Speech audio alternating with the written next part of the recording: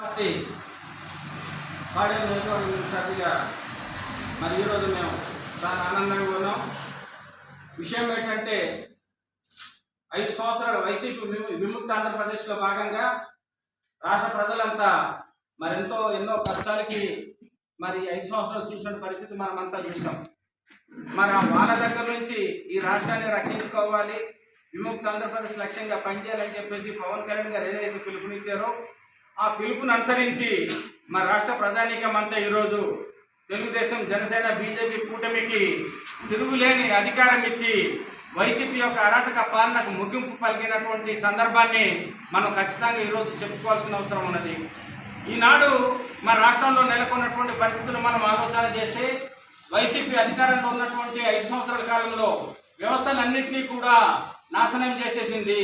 ఒక్క జాబు లేనటువంటి పరిస్థితిని మనం ఈరోజు రాష్ట్రంలో చూడడం జరిగింది. ఆఖరికి వర్గాల పరంగా, కులాల పరంగా, మతాల పరంగా సిచ్చు పెట్టిన పరిస్థితులు కూడా మనం చూడడం జరిగింది. మన గిరిజన ప్రాంతానికి సంబంధించి మరి ప్రభుత్వ పథకానికి సంబంధించినటువంటి ఏదైతే వెబ్సైట్ అంశం ఉన్నదో ఈ వెబ్సైట్ అంశంలో మరి కులాల ప్రస్తావన తీసుకొచ్చి ప్రభుత్వ పథకాలకి కూడా మరి ప్రజలు ఇబ్బందులు పడే విధంగా సమస్యను వాళ్ళే సృష్టించడం, ఆ సమస్యను పరిష్కరించడం, ఆ రకంగా ప్రజలకి అనేక రకాల అసౌకర్యాలు గురి చేసిన పరిస్థితి మనం చూసాం. మనకు ఉండేటటువంటి జీవోల మీద కూడా గిరిజన ప్రాంతంలో ప్రధానంగా జీవో నెంబర్ 3 మాత్రమే మరి గిరిజన నిరుద్యోగ యువతకు ఆదుకోవడానికి అవకాశం ఉన్నటువంటిది. అటువంటి జీవో నెంబర్ 3కి సంబంధించి మరి కోర్టు కొట్టివేసినప్పుడు దాని మీద రివ్యూ పిటిషన్ వేయడం కానీ లేదనుకుంటే అమెండ్మెంట్ ద్వారా ఆల్టర్నేటివ్ ఏర్పాటు చేయడం కానీ చేసిన సందర్భం జరగలేదు. ఆ రకంగా జరిగినటువంటి పరిస్థితి ఉన్నప్పటికీ గిరిజన ప్రాంతంలో చదువుకున్నటువంటి నిరుద్యోగ యువత అంతా కూడా ఎంతో ఆందోళన చెందారు.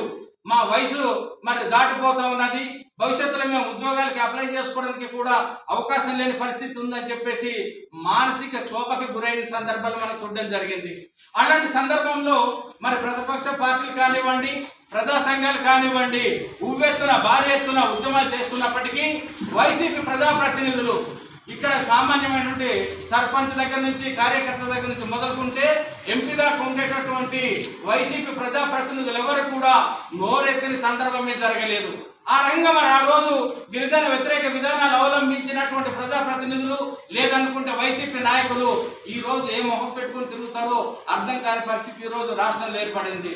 అందులో ప్రధానంగా గిరిజన ప్రాంతంలో మనం ఆలోచన చేయాలి. ఇక్కడ మరి రాష్ట్రం అంతా ఒకవైపు ఉంటే పాడేరు అరకు నియోజకవర్గాలు మరొక వైపు ఉన్నది. ఈ పాడేరు అరకు నియోజకవర్గాల్లో ఉండే ప్రజలంతా కూడా మరి వైసీపీ నాయకుల మాయ మాటలకి మరి లోనయ్యారో తెలియదు, లేదనుకుంటే వాలంటీర్ల తాలుగా మాయ మాటలకి మరి వాళ్ళు భయపడ్డారో తెలియదు, లేకపోతే తనకుండే మంచితనమో బలహీనతో లేదనుకుంటే అమాయకత్వమో తెలియదు. కానీ అరకు పాడేరు నియోజకవర్గాల్లో ఈనాడు వైసీపీ అభ్యర్థులు గెలిపించడం జరిగింది. ఈ వైసీపీ తరఫున అరకు పాడేరులో గెలిచిన ఇతర అభ్యర్థులు కూడా ఏనాడు గిరిజన సమస్యల మీద మాట్లాడిన సందర్భం జరగలేదు, జీవో నెంబర్ 3కి సంబంధించి మాట్లాడిన సందర్భం జరగలేదు, ఆరోగ్య కార్యకర్త వ్యవస్థ గురించి మాట్లాడిన సందర్భం జరగలేదు. అదేవిధంగా మరి మనకు ఉండేటటువంటి రాజ్యాంగబద్ధమైన హక్కులకు విరుద్ధంగా మరి ఏదైతే పౌర ప్రాజెక్టుల నిర్మాణం జరగడానికి ఆలోచన జరిగిందో ఆ పౌర ప్రాజెక్టుకి సంబంధించిన దాని మీద కూడా మాట్లాడిన సందర్భం జరగలేదు. మరి అలాంటి వ్యక్తులు ఈ రోజు ఇక్కడ మరి డమ్మీ అభ్యర్థులకి సైతం వైసీపీ మీద వాళ్ళు పెట్టిన ప్రలోభాలకి గురై ఓటేసి గెలిపించిన ప్రజలంతా ఈ రోజు ఆందోళన చెందుతూ ఉన్నారు. మా భవిష్యత్తు ఏంటి? రాష్ట్ర ప్రజలంతా ఒకవైపు ఉన్నారు, మేము ఒకవైపు ఉన్నాము. మేము ఓటేసి వైసీపీ నిరోధకులకి మేము ప్రోత్సహించాము. ఇక్కడ మన అభివృద్ధి నిరోధకులైనటువంటి వైసీపీ నాయకుల వల్ల మా భవిష్యత్తు ఏంటని చెప్పేసి నిరోధకులుగా ఉండేటటువంటి పరిస్థితి తీసుకురాకండి. మన అభివృద్ధికి ఆటంకం కలిగేదానికి మీరు సహకరించవద్దు. ఇప్పటికే రాష్ట్ర ప్రజలంతా కూడా వైసీపీని తీవ్రంగా తిరస్కరించడం జరిగింది. వైసీపీ పార్టీ పరిస్థితే ప్రశ్నార్థకంగా మారిన పరిస్థితి ఉన్నది. కాబట్టి భవిష్యత్తులో అటువంటి ఆలోచన లేకుండా గిరిజన ప్రజానీకం అంతా కూడా జనసేన వైపు, జనసేన కూటమి వైపు మాత్రమే ఆలోచన చేయాలని చెప్పేసి మేము మనస్ఫూర్తిగా కోరుతా ఉన్నాం. ఈనాడు మేము గిరిజన ప్రాంతంలో ఉండేటటువంటి ఏజెన్సీ 11 మండలాలు పాడేరు డివిజన్కి సంబంధించి 11 మండలాల నుండి కూడా వైసీపీలో గెలిచినటువంటి ఎంపీపీలు కానివ్వండి, జడ్పీటీసీలు కానివ్వండి, ఎంపీటీసీలు, సర్పంచులు, అనేక మంది ముఖ్య నాయకులు నాతో టచ్లో ఉన్నారు.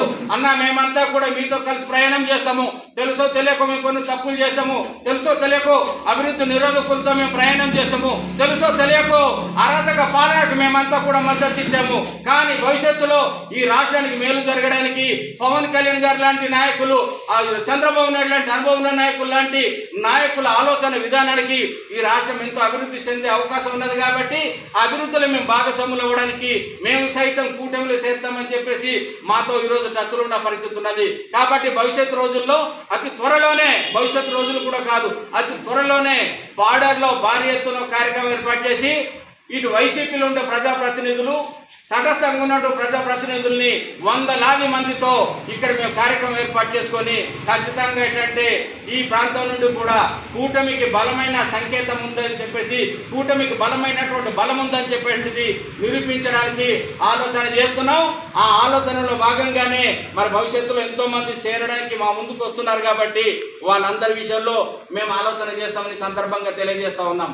అంతేకాదు మనం ఆలోచన చేస్తే వైసీపీ అధికారంలోకి వచ్చిన నాటి నుండి 5 సంవత్సరాల కాలంలో వైసీపీ కార్యకర్తలు అనుకున్న వాళ్ళకి మాత్రమే పథకాలు ఇచ్చారు.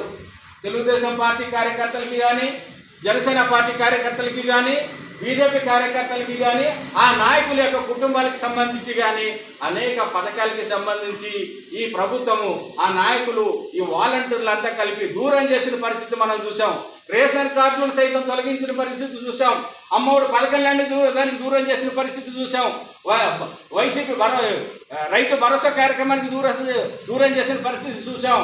చేయూత కార్యక్రమానికి దూరం చేసిన పరిస్థితి చూసాం. ఇలాగ అనేక పథకాలకి సంబంధించి కూడా వాళ్ళు ప్రజాస్వామ్యబద్ధంగా ఆలోచన చేసిన సందర్భం లేదు ఇక్కడ.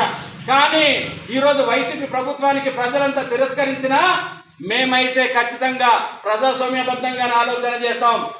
పారదర్శకమైనటువంటి పాలన అందించాలని చెప్పేసి అధికారులకు మేము తగిన సూచనలు సలహా చేస్తాం. అందుకు భిన్నంగా వైసీపీ ఆలోచన విధానంతో ఏ అధికారైనా పనిచేస్తే ఆ అధికారిని నిలదీయడానికి కానీ, లేదంటే సంబంధిత మంత్రులతో మాట్లాడి అధికారుల మీద చర్యలు తీసుకోవడానికి కానీ వెనుకాడేది లేదని కూడా ఈ సందర్భంగా మేము తెలియజేస్తున్నాం. అంతేకాకుండా ప్రతి శుక్రవారం మా జనసేన పార్టీ కార్యాలయంలో మేము కూడా ప్రజా దర్బార్ నిర్వహిస్తాం. మా పవన్ కళ్యాణ్ గారి యొక్క ఆలోచన విధానం ఏదైతుందో ఆ ఆలోచన విధానానికి తగ్గట్టుగా ప్రజా దర్బార్ ఇక్కడ నిర్వర్తిస్తాం. అధికారుల దృష్టికి సమస్యలు తీసుకొని పరిష్కారం చేస్తాం. అధికారులు ఆ సమస్యల మీద స్పందించకపోతే సంబంధిత మంత్రులతో మాట్లాడైనా కూడా ఆ సమస్యల పరిష్కారాన్ని మేము కృషి చేస్తామని చెప్పేసి అయితే ఈ సందర్భంగా మేము తెలియజేస్తా ఉన్నాం. ఏది ఏమైనా కూడా ఈరోజు అనేక విషయాల మీద ఇంకా ఇక్కడ ఆందోళన ఉన్న పరిస్థితి ఉన్నది. ప్రధానంగా మెగా డిఎస్సి, ఈరోజు మెగా డిఎస్సి మీద ఎంతో మంది ఆందోళన చెందుతూ ఉన్న పరిస్థితి ఉన్నది. మెగా డిఎస్సి మీద ఎన్నికల వాగ్దానం చేసింది కూటమి. వాగ్దానానికి తగ్గట్టుగా మొదటి సంతకం ద్వారానే మెగా డిఎస్సికి ఆమోదం తెలపడం జరిగింది.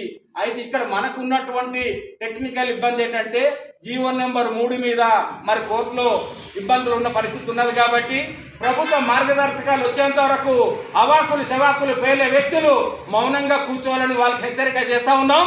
ఖచ్చితంగా ప్రభుత్వం దగ్గర నుంచి ఇది సానుకూలమైనటువంటి స్పందన వస్తుందనేది మాత్రం మేము తెలియజేస్తా ఉన్నాం. దానికి భిన్నంగా ఏమైనా జరిగితే మేమే ప్రతిపక్ష పాత్ర పోషించైనా కూడా గిరిజన నిరుద్యోగ యువతకు అండగా నిలబడతామని చెప్పేసి అయితే ఈ సందర్భంగా మేము తెలియజేస్తున్నాం. కాబట్టి ఈ విషయంలో ఎవరు ఆందోళన చెందాల్సిన అవసరం లేదని చెప్పేసి మాత్రం ఖచ్చితంగా మేము తెలియజేస్తా ఉన్నాం. ఇంకా మేము క్షేత్రస్థాయిలో ఈనాడు వైసీపీ ప్రజాప్రతినిధులు అనేక గ్రామాల్లో అవినీతికి పాల్పడిన సందర్భాలు ఉన్నది. దీని మీద మేము క్షేత్రస్థాయిలో మా నాయకులు కార్యకర్తల ద్వారా మేము దాని మీద ఆలోచన చేస్తాం. మా నాయకులు కార్యకర్తలు ఖచ్చితంగా మరి గ్రామాల్లో క్షేత్రస్థాయి పర్యటన చేసి హౌసింగ్ రుణాల పేరుతో కానీ, లేదా ట్రైకర్ రుణాల పేరుతో కానీ, లేదంటే ఇతర ప్రభుత్వ పథకాల పేరుతో కానీ అవినీతికి పాల్పడిన విషయాన్ని కూడా మేము బహిర్గతం చేయడానికి వెనుకాడేది లేదనేది అయితే ఈ ఖచ్చితంగా ఈ సందర్భంగా మేము తెలియజేస్తున్నాం. ఏదేమైనా కూడా మరి వైసీపీ ప్రజాప్రతినిధులు ఈరోజు జనసేన పార్టీకి చేరుతామని చెప్పేసి అన్నాం. మాకు ఒక రంగ ఆనందంగా ఉన్నప్పటికీ అందులో కూడా అవినీతి మచ్చలేనటువంటి వ్యక్తులకి మాత్రమే మేము ప్రాధాన్యత ఇస్తామని చెప్పేసి ఖచ్చితంగా తెలియజేస్తున్నాం. ఏదేమైనా ఈనాడు పవన్ కళ్యాణ్ గారు పారదర్శకంతో పాలన అందించే దాంట్లో భాగంగా అసెంబ్లీలో ఆయన యొక్క ప్రకటన మీరు చూశారు. కొన్ని దశాబ్దాలుగా అసెంబ్లీలో ఏంటంటే ఏ రకమైన పదజాలం జరుగుతుందో మనం చూస్తూ ఉన్నాం. ఫ్యాక్షన్ పదజాలం మనం చూస్తూ ఉన్నాం, రౌడీజం చూస్తున్నాం, దౌర్జన్యాలు మనం చూస్తున్నాం, ప్రజాస్వామ్య విలువలకు విరుద్ధంగా మాట్లాడుతున్న పరిస్థితులు మనం చూస్తూ ఉన్నాం.